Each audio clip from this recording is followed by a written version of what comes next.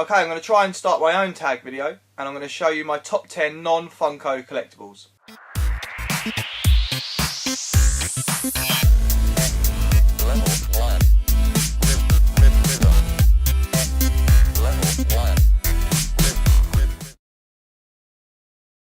Hey there nerds, so today I'm going to show you a top 10 of some of my collectibles. Now, in this community that we're in, it's very Funko Pop or other Funko product heavy, and I have a lot of collectibles that aren't related to Funko or aren't Pops. So I really wanted to do a top 10 video to show you my top 10 favourite collectible items that I own from geek culture that aren't Funko related. I've got an attic full of stuff here. I've got an attic full of stuff at my mum's. I've got way more than just this 10 I'm going to show you, but these are my 10 favourites to date. Also at the end I'm going to tag some other YouTubers that I think would have some good collectibles to show, and try and start a tag video and see if it works. Well, I'm not sure if it will, but we'll give it a go. Okay, so at number 10 is a collectible I've shown in a previous video, and it is a statue, and it's this statue of Wonder Woman and Batman having a fight, and it is from the video game Injustice: Gods Among Us. It's a great video game, really good fighting game. It's made by the makers of Mortal Kombat. Love the game. The second game's coming out sometime next year, and it's a statue that I got with a limited edition version of the game, and it's really awesome. It's a really cool statue, and definitely something I wanted for my collection. As soon as I saw it, I had to get it. It's got a batarang there that can come off, and her lasso you actually had to put on yourself, which was pretty difficult. So yeah, that's the number 10 item in my list. Okay, next up's an action figure. It's from Revoltech. It's a Asian release, and it is of Raiden from Metal Gear Solid. So for those of you that follow my channel regularly, you'll possibly know that my son is called Raiden, and we actually got his name. I was actually playing this game, Metal Gear Rising: Revengeance, and my wife walked in the room. We'd already picked his name. It was going to be Jensen.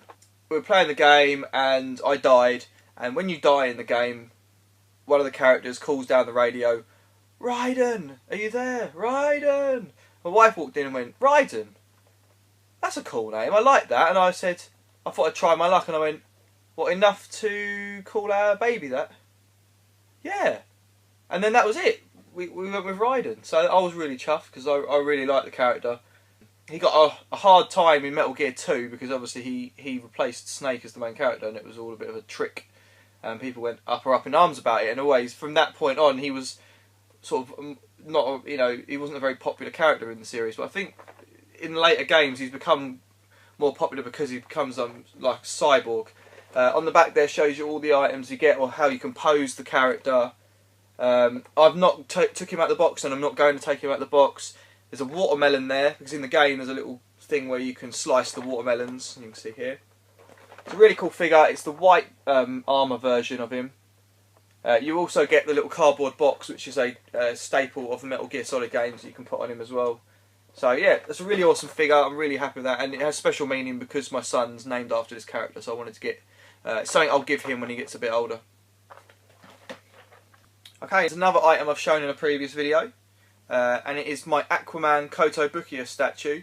So again, if you watch my channel, you'll know that Aquaman's my favourite character from DC. And this statue is really awesome. It's sort of anime looking, and it's really cool. It does come with a stand, but I've left it over there. I couldn't be bothered to move it. It's a really cool statue. I like how it's shiny, and it's all these figures of the Justice League when they brought them out, Kotobukiya, were modelled on the New 52 comic book run when the New 52 started. So yeah, really awesome statue. Okay, you know, I had to have some Aquaman stuff in there. So yeah, that's the Aquaman statue number 8.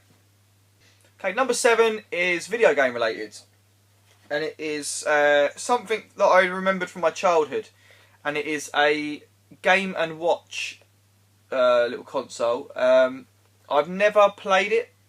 I've never opened this box. It's a replica. It's not an original, but I got this basically with Nintendo. We had a Nintendo Wii U, and when I was buying stuff for that, you got Nintendo points, and you saved up the points, and you could use it on their website to claim stuff.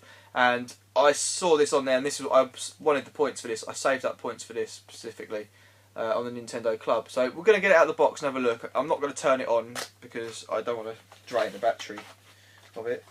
Now, it comes with a lot of manuals.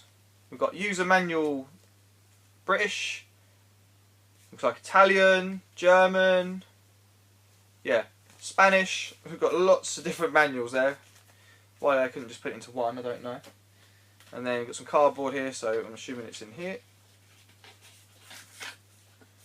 And so I remember playing these little LCD games when I was a child. And there it is. So yeah, it's got a little tab to pull out for the battery. I'm not going to pull that out because I want to maintain it. And yeah, the Nintendo Club now is gone. You can't do that anymore. So I think this will be quite a sought after collector's item. Hence why I want to leave the battery in. Not that I'd want to get rid of it because I really wanted this. But yeah, it's really nice. It looks like the classic sort of 80s video game thing, left and right. It's the game is Ball. But yeah, it's a really nice little piece to have in your collection if you're a video game enthusiast like myself. So yeah, it's my Game and Watch.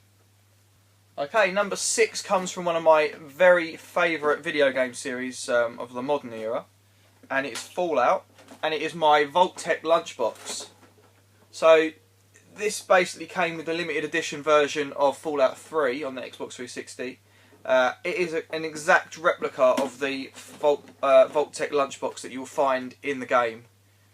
It's really, really cool. And inside came the game, obviously. You got a historical footage DVD from Fallout. You got a Vault 101 archive booklet with loads of artwork and stuff in there, concept artwork from like Super Mutant and everything they were trying to do. Such a good game. And then it also came with a Vault-Tec bobblehead, which is cool. I've also got another one over there, which is a newer one, which came with one of the loot crates. So that's cool. Okay, number 5 is an item that I've shown in a video previously as well. It was my Father's Day video recently. I got this for Father's Day. It was given to me by the cat, but that's only because the children were scared of it. They didn't want to give it to me. But yeah, it's a NECA action figure of Jason Voorhees from the NES video game Friday the 13th, which I also own and have done a review on if you want to check that out. It should play music. Yep. So it plays the music from the game, which is very monotonous, but it's cool. And you've got imagery from the game there, the game over screen that you'll see quite a lot. You've got Jason Voorhees and the classic colours he used from the video game, and this is the scene from when you enter a cabin. It's got the head of Jason's mother, and you've got here the sort of bit there with the energy bar and how many children are left alive. Really cool. The box is made to look exactly like the video game box as well. So really cool. NECA action figures are fantastic. So yeah, it's my NECA Jason Voorhees. Okay, number 4. We've got some Lego. Now, I don't really show any Lego on my channel, and that's because it's all packed away somewhere in the attic. Now, I was a big fan of Lego when I was a child. When Charlie was sort of like 8, between 8 and 10, well, she didn't really get, she got bored of it pretty quick, but around 8 and 9, she was really into Lego. I bought her quite a lot of Lego, and now it's all stashed away ready until Ryden becomes a little bit older and he can play Lego himself. But this is definitely my set, and it is a Back to the Future DeLorean Lego set. Now, when I saw this thing, basically Lego were running, and probably still are, running a website where basically fans could make something out of Lego and then send their designs to them. It's this here, Kuso or something, I think it is, Kuso. This is number 4.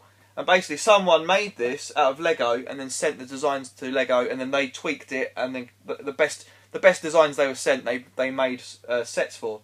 So yeah, this one is the DeLorean. So that's really awesome.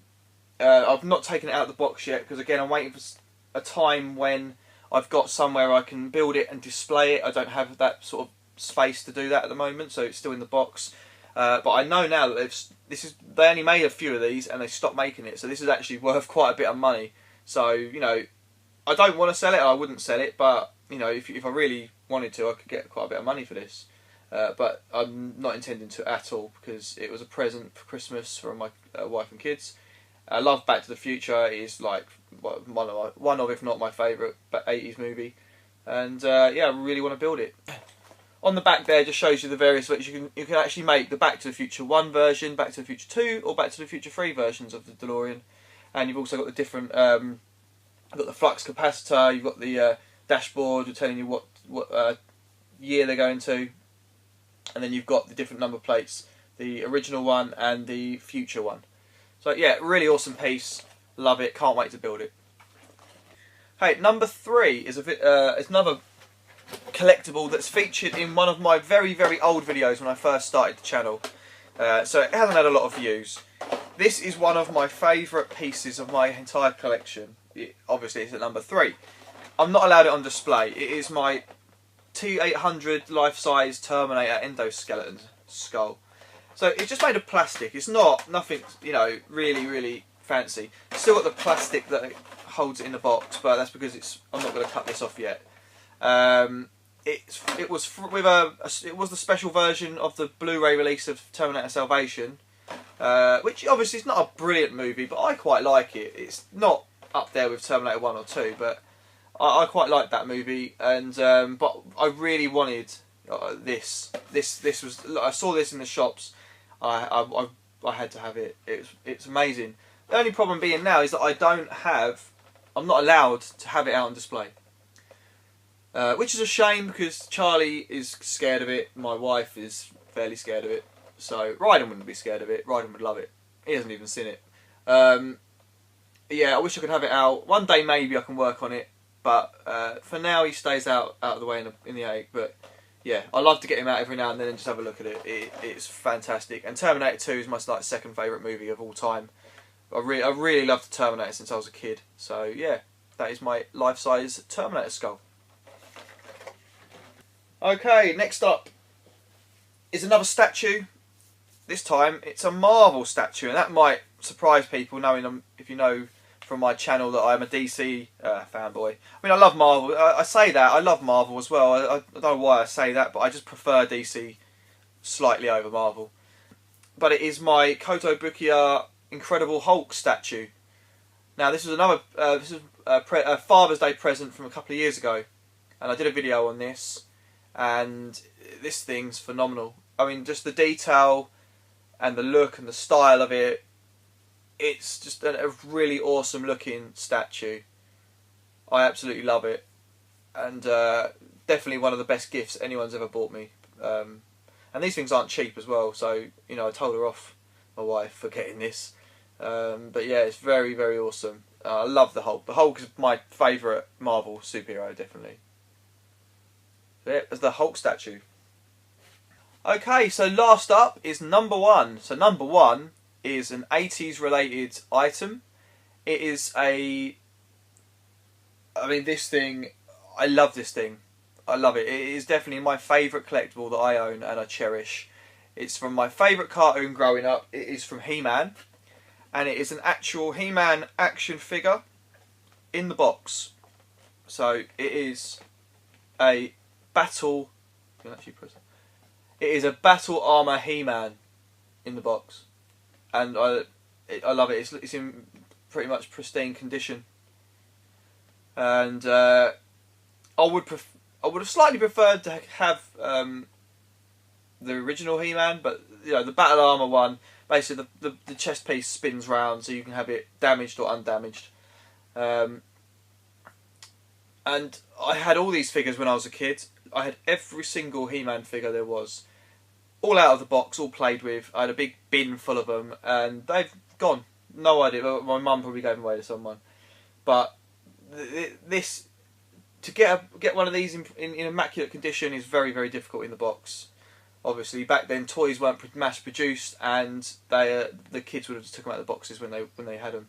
On the back there, it shows you the other ones you can get. So yeah, really awesome really awesome thing that I own, and I'm so chuffed to have it. Yeah, really love this action figure. So yeah, it's my Battle Armor HeMan figure. Okay guys, so that's my top 10 non-Funko collectibles that I own. So now I would like to try and tag some YouTubers to maybe show what some of their collectibles. So I've tried to pick people, YouTubers that I really enjoy watching, and that they do a lot of Funko Pops or have done Funko Pops. But I'm fairly sure that these guys are going to have other things that are not Funko. They're going to have a lot of non-Funko things as well to show us. Some people you get the impression that all they have collected is Funko. So these people, I'm pretty sure, are going to have stuff to show us. Okay, so number one tag, I'm going to tag Everyday Geek. Now, Everyday Geek is by far one of my favourite channels, and Dave and Lauren pretty much were the channel, or one of the channels that inspired me to start my channel. I found Everyday Geek when I was first looking at getting Loot Crate, and I watched a couple of their unboxings, and then I just watched every video they posted, and you know, over time felt inspired to try and start my own YouTube channel. I was always getting pestered by Charlie anyway to help with her videos, and I was very shy, and at first I really didn't like being on camera. But I've grown into it now, I think, and yeah, they're one of the channels that definitely inspired me to start this, and I still, you know, love watching their channel, and I always enjoy what they put out. So yeah, I wanted to tag Dave at Everyday Geek. I reckon he's got quite a lot of probably WWE related collectibles and other things. So yeah, I reckon he'll have some good stuff to show us. Okay, next up I'm going to tag Joe Manganaro. Again, brilliant YouTuber, and he is going to have a lot of horror related items to show, I reckon. He's big on his horror, very knowledgeable, really nice guy, great channel, and I reckon he's got a lot of cool collectibles to show us, a good top 10. Okay, next up I'm going to tag Stephen Higgins. Again, he's got a lot of Funko Pops, but I reckon he's going to have a lot of really cool collectibles as well, probably a lot of Ghost Rider stuff, and I'll be really intrigued to see what non-Funko stuff he will show us in his top 10. Okay, next up I'm going to tag British Geeky Guy. Again, I know he's going to have a lot of non-Funko collectibles. I know he's got a lot of Fallout stuff, he'll have a lot of Hot Wheels cars, he'll have a lot of Disney Infinity statues, and he'll have a lot of Spider-Man stuff. So again, I know he's definitely going to have, easily going to have 10 collectibles to show in the top 10 of non-Funko collectibles. And last but not least is Jeff Soares. Again, big horror fan. He definitely has got 10 things to show us that are non-Funko, because he's got loads of NECA figures, Mezco figures, McFarlane, loads of horror stuff he's going to have to show. So I'd really love to see what his top 10 non-Funko collectibles would be. So yeah, Jeff Soares, I'm going to tag him as well. Okay, to recap, we've tagged Everyday Geek. They have an awesome channel, go check them out. Joe Manganaro, I've tagged him. Again, he's got an awesome horror related channel. Also tagged Stephen Higgins, really cool dude, check out his channel, loads of cool stuff on there. British Geeky Guy, big Funko Pop collector, loads of other cool stuff, check him out. And we've got Jeff Soares, another horror, big horror fan, check him out. So the link to all their channels will be in the description below, check them out. Okay, so there you go, so I've tagged 5 people. Now, if you guys choose to do the video, that would be awesome. If you don't want to, that's perfectly fine. If you then want to tag other people, you don't have to do 5. I just did 5 to get the ball rolling. Just tag 2, 3, whatever you want, just whatever you want to tag. There's no rules to this. I just thought it'd be a fun thing to try and do. If you do make videos, I'll be looking forward to what you show us and checking out your videos. So that'd be awesome. Okay, guys, if you've enjoyed this video, please give it a like. Leave some comments about my collectibles that I've shown you in this little video. What was your favourite item? Or you know, if you want to change the order of things, if you want to change the order to how you would rate the items, feel free. Let me know what your top 10 non-Funko collectibles are. If you haven't already subscribed to my channel, I've got loads more nerdy stuff on here. It's free to do, and you get a notification every time I post my latest video. So yeah, subscribe to my channel if you've enjoyed this, and you'll see a lot more. Okay, thanks for watching, guys, and I hope to see you next time. Take it easy.